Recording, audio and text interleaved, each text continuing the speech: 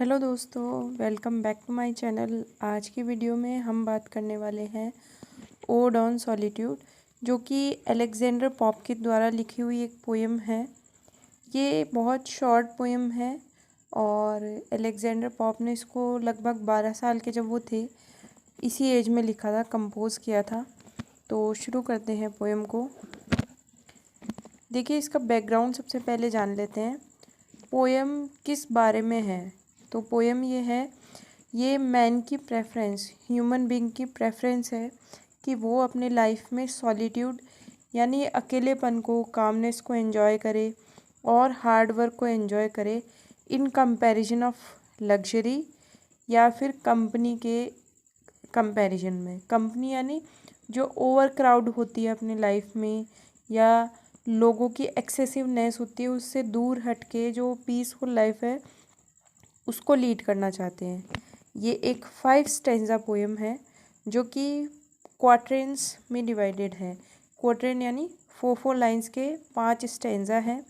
अब इन लाइंस की जो राइम स्कीम है वो ए बी ऐसे करके है और हर स्टेंजा वाइज जो साउंड है, इसकी टोन है इसकी, वो चेंज होती रहती है। और जो लास्ट की लाइन है वो उसका मीटर जो है वो चेंज हो जाता है। बाकी लाइंस जो हैं वो इयम्बिक टेट्रामीटर में है और जो लास्ट की लाइन है, 4th लाइन, हर एक स्टेंजा की वो डायामीटर में लिखी हुई, यानी 2 सिलेबल्स ही उसमें मिलेंगे। और जैसे कि प्रीवियसली हम देख चुके हैं कि ये जो पोएम है ये अलेक्जेंडर पॉप ने 1700 में कंपोज की थी, जब वो केवल और केवल 12 साल के थे तभी। तो पोएम की तरफ हम बढ़ते हैं और लाइन बाय लाइन इसको डिस्कस करते हैं। देखिए, फर्स्ट 4 लाइन्स हैं। Happy the man whose wish and care a few paternal acres bound, कि वो व्यक्ति बहुत खुश होता है अपने जीवन में जो विश करता है कि भाई उसके पास में क्या हो, बहुत कम ज़मीन हो जाए, और वो केयर करता है किसकी, जो उसकी पैटर्नल लैंड होती है यानी पैतृक संपत्ति होती है, जो उसमें उसको ज़मीन मिली होती है। तो बहुत लिमिटेड जो सोर्सेज हैं, लिमिटेड जो लैंड्स हैं, उसमें अपनी कंपनी को एंजॉय करते हैं, उसकी केयर करते हैं, तो वो व्यक्ति खुश रहता है। कंटेंट, कंटेंट का मतलब सेटिस्फाइड। टू ब्रीद, सांस लेने में, कि वो व्यक्ति सांस लेने में भी क्या होता है, कंटेंट होता है, सेटिस्फाइड होता है। कहाँ कंटेंट होता है? हिज नेटिव एयर, कि उसकी जो नेटिव लैंड होती है, उसकी अपनी ज़मीन होती है, वहाँ पे उसका अपना जो ग्राउंड होता है, अपनी भूमि होती है, उसके पैटर्नल जो एंसेस्ट्रल प्रॉपर्टी होती है उसमें एंजॉय करना चाहता है। तो वो उस थोड़ी बहुत ज़मीन में भी सेटिस्फाई होगा, कंटेंट होगा। उसके कंसर्न्स जो होंगे लाइफ के वो भी बहुत लिमिटेड होंगे, तो इसी इनहेरिटेड प्रॉपर्टी में वो खुश रहेगा। नेक्स्ट स्टेंजा है हुज हर्ड विथ मिल्क, कि हर्ड यानी उसकी जो झुंड है गाय बैलों के और जो भी फ्लॉक्स है उसके, वो उनको उसको क्या देंगे, मिल्क देंगे, यानी वो मिल्क प्रोवाइड करेंगे उनको। हुज फील्ड्स विथ ब्रेड, और जिसके जो फील्ड्स हैं यानी खेत है, फसल है, ज़मीन है, वो उसको ब्रेड प्रोवाइड करे यानी खाना प्रोवाइड करे, फूड प्रोवाइड करे। Whose flocks supply him with attire, और जिसके जो झुंड है, भेड़ों के ग्रुप्स हैं, वो उसको अटायर यानी वेशभूषा यानी कि वूल प्रोवाइड करे, क्लोथिंग प्रोवाइड करे। और हुज ट्रीज, जिसके जो ट्रीज़ हैं वो समर में यील्ड हिम शेड, क्या प्रोवाइड करे, शेड, छाया प्रोवाइड करे, कूल शेड ऑफर करे।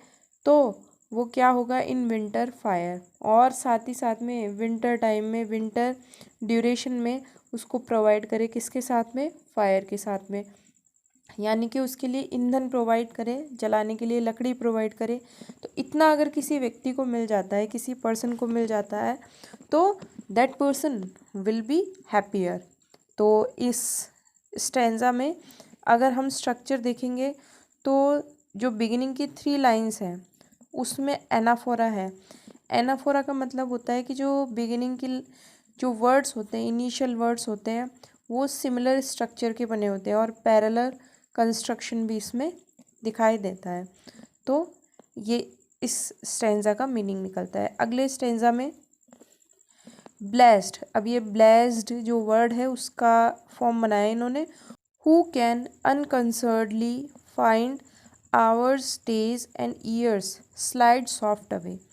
कि ब्लेस्ड, वो व्यक्ति भी क्या होगा, ब्लेस्ड होगा, खुश होगा, भाग्यशाली होगा, जो हु कैन अनकंसर्नडली, कि जिसके कोई कंसर्न नहीं हो, कोई चिंता नहीं हो, कोई वरी नहीं हो, फाइंड, जिसको मिले, क्या मिले, आवर्स, घंटे मिले, टाइम मिले, डेज, दिन मिले, एंड ईयर्स, और सालों साल, स्लाइड सॉफ्ट अवे, कि उसके जो घंटे, दिन, साल, ये सारा जो समय है वो स्लाइड कर जाए, निकल जाए बिल्कुल सॉफ्टली, यानी बिल्कुल आराम से।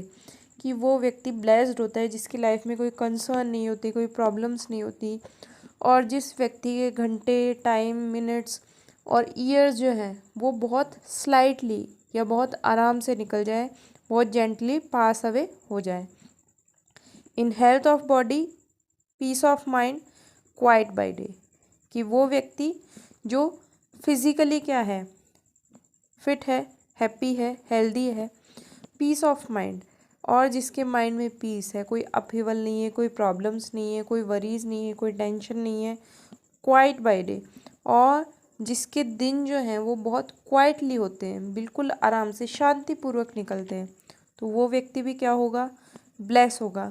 कि आज के मॉडर्न टाइम में भी इनकी जो पोइट्री है, ये लाइन्स है बहुत रेलेवेंट है।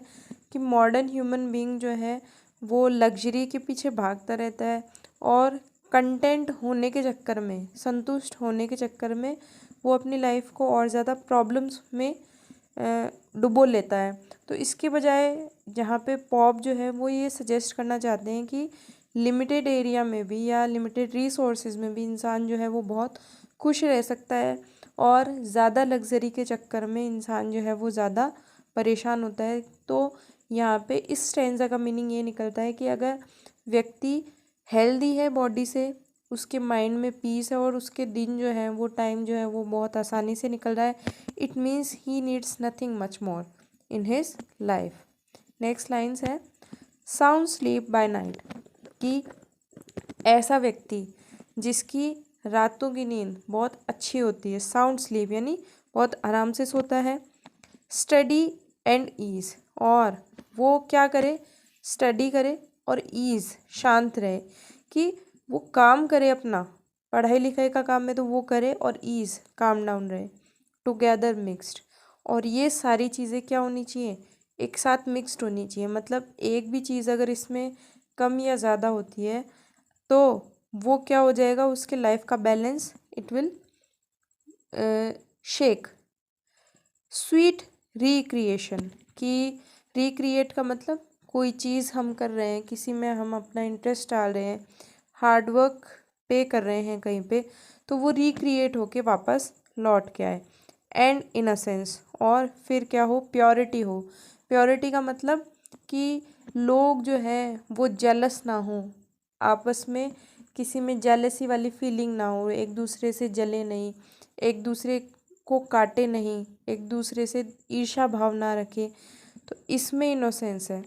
विच मोस्ट डज प्लीज़, कि जो ये क्या करती है, इनोसेंस बहुत अधिकतम लोगों को ये खुश रखती है।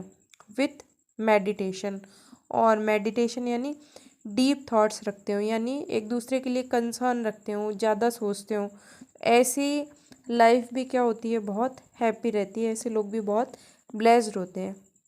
तो देखिए इसमें अलिट्रेशन का यूज़ किया है पोइट ने, साउंड स्लीप में, स्टडी में, फिर लेट एंड लिव में, तो ऐसे शब्दों का प्रयोग करके उन्होंने अलिट्रेशन को दिखाने की कोशिश की है, और सिंप्लिसिटी जो है वो लाइफ में उसको डिनोट करने की कोशिश की है।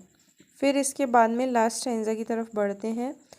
तो अब लास्ट में पोइट जो है या पोअप जो है वो ये कहना चाहते हैं कि मैं मेरी लाइफ से क्या चाहता हूँ, what he aspects from his own life. तो वो चाहते हैं 10 लेट मी लिव, तो इस प्रकार से मुझे जीने दीजिए। अनसीन, कि कोई मुझे देखे ना, अननोन, कोई मुझे जाने ना, 10, और इसी प्रकार से अनलेमेंटेड लेट मी डाई, और कोई लेमेंट, लेमेंट का मतलब दुख प्रकट करना, स्पेशली किसी की मृत्यु पे जो दुख प्रकट किया जाता है उसको कहते हैं लेमेंट, विलाप करना, रोना। तो पोइट चाहते हैं कि अगर वो मरे, उनकी डेथ हो जाए, तो कोई उनकी डेथ पे लेमेंट भी ना करे। Steal from the world, steal यानी चुरा लो, फ्रॉम द वर्ल्ड इस दुनिया से, and not a stone there where I lie, कि दुनिया से चुराने का मतलब कि जब मैं मर जाऊं, जब मेरी डेथ हो जाए, तो कोई मुझे जाने ना, कोई मुझे देखे ना, एंड नॉट अ स्टोन, कोई दुनिया में ऐसा पत्थर भी ना हो, टेल वेयर आई लाई, कि जो क्रिश्चियन सेरेमनी होती है डेथ की, तो उसमें लास्ट रिचुअल्स में बैरी किया जाता है, क्रीमेट किया जाता है, और क्रीमेशन के बाद में जो लास्ट सेरेमनी होती है, जब बैरी करने के बाद में एक टॉम इरेक्ट किया जाता है, एक स्टोन लगाया जाता है और उस पर नाम लिखा जाता है कि ये व्यक्ति है, इसका नाम, और यहाँ इतने साल से इतने साल तक वो जिंदा रहा, उसकी लाइफ का स्पन रहा। तो पोएट चाहते हैं कि जब मैं मर जाऊँ तो कोई स्टोन भी इरेक्ट ना किया जाए, कोई स्टोन ना लगाया जाए मेरी डेथ के बाद में, ताकि मुझे कोई जान ना सके कि मैं कहाँ लाया करता हूँ, मतलब मुझे कहाँ दफनाया गया है। तो इतनी, मतलब not even in his life time, ना जीते जी नहीं बल्कि मौत के बाद भी वो चाहते हैं कि उनकी लाइफ जो है वो बहुत पीसफुल रहे। तो फिर से एनाफोरा का यूज़ किया इन्होंने, देखो 10 और 10 में जो इनिशियल 2 लाइंस हैं, और फिर अनसीन और अननोन में अलिट्रेशन का यूज़ किया है इन्होंने, और इसी के साथ में ये पोएम एंड होती है। आई होप आपको समझ में आई होगी। Thank you for watching this video. मिलते हैं आपसे अगली वीडियो में। Till then bye bye.